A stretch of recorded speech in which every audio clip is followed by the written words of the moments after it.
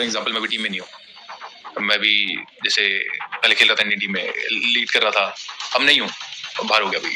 अब जैसे शुमन अच्छा कर रहा है, बॉल अच्छा कर रहा है, और मैं मेरी 1-2 सीरीज खराब हुई थी तो मैं बाहर हो गया, तो मैं उसको लेके उदास भी तो रह सकता हूँ। कैसे बीसीसीआई की घिनौनी चाल ने हमारे गब्बर के कैरियर का द एंड कर दिया, और साथ में आपको विराट कोहली की सच्चाई भी पता चल जाएगी।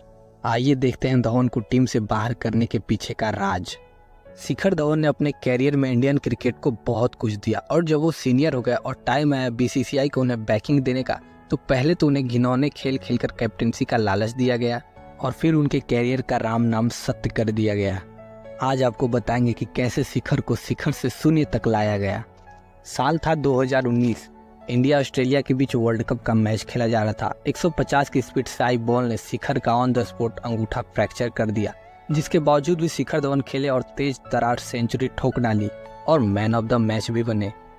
लेकिन इंजरी की वजह से वर्ल्ड कप से बाहर हो गए, और इस साल उन्होंने कोई और मैच भी नहीं खेला था, और वापसी की 2020 में ऑस्ट्रेलिया के खिलाफ और 96 रन की ताबड़तोड़ पारी खेली। लेकिन अब चीज़ें पहले से काफ़ी बदल चुकी थी। कुछ अच्छी इनिंग खेलने वाले केएल राहुल ने माहौल को अपने बेनिफिट का बना दिया था। अब शिखर धवन कितने भी रन बना लेते, लेकिन बीसीसीआई कभी भी इसको एप्रिसिएट करने वाली नहीं थी। सिलेक्टर्स को केएल राहुल से प्यार हो गया था। ऐसा नहीं था कि शिखर इंजरी के बाद एकदम से खत्म हो गए थे। उन्होंने कई अच्छी पारियां भी खेली, लेकिन गलती ये हो गई कि कभी सेल्फिश बन करके नहीं खेले, अपने सेंचुरी के लिए नहीं खेले। 96, 97, 98 पर आउट हो गए, और उस समय अच्छा कर रहे केएल राहुल को टीम में घुसाने के लिए बीसीसीआई ने गंदे चाल चलना शुरू कर दिया, और 2021 में सिलेक्टर्स ने शिखर धवन को ड्रॉप करने का पूरा मन बना लिया था। वो तो भला उस समय के कैप्टन विराट कोहली का, जिन्होंने शिखर का सपोर्ट किया और सिलेक्टर्स के साथ लड़ के जैसे तैसे शिखर को टीम में जगह दिलवाया। लेकिन फिर वहां से सिलेक्टर्स ने धवन के एक एक रन को स्कैनर पे लगा दिया। वो सब अगला पिछला भूल गए। वो ये तक कि भूल गए कि धवन ने अभी अभी पिछले सीरीज में अच्छा खेल खेला है। शिखर ओडीआई में अच्छा खेले, लेकिन T20 में उनका परफॉर्मेंस एवरेज ही था, जिसके बाद शिखर को फिर एक ही फॉर्मेट में खिलाया जाने लगा, और वो था ओडीआई। और एक इंटरव्यू में शिखर धवन ने यह भी कहा था कि उनका फोकस जी जान से भारत को 2023 का वर्ल्ड कप जिताने पर है। शिखर ओडीआई में फॉर्म में चल रहे थे। चाहे 2022 की साउथ अफ्रीका सीरीज में हम क्लीन स्वीप हुए, लेकिन वहाँ शिखर धवन ने 3 में से 2 ओडीआई में 50 लगाया था।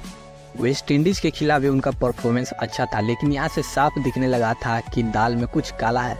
बीसीसीआई वाले सिर्फ शिखर को कैप्टेंसी का लॉलीपॉप दे रहे थे, और वे शिखर को फेल करना चाहते थे। जिम्बाब्वे सीरीज के लिए टीम अनाउंस होती है, कप्तान से शिखर धवन। तभी केएल राहुल इंजरी से रिकवर कर जाते हैं, और धरे हाथों कैप्टेंसी केएल राहुल को दे दी जाती है। चाहे कितना भी बड़ा बल्लेबाज हो, लेकिन ऐसी हरकतों से उसका मनोबल टूट जाता है। इसके बावजूद भी शिखर धवन ने कोई स्टेटमेंट नहीं दिया, और यहाँ पर भी अच्छा परफॉर्म किया। लेकिन उस बांग्लादेश सीरीज के खिलाफ शिखर के फेलियर को देखते हुए उन्हें टीम से ड्रॉप कर दिया गया।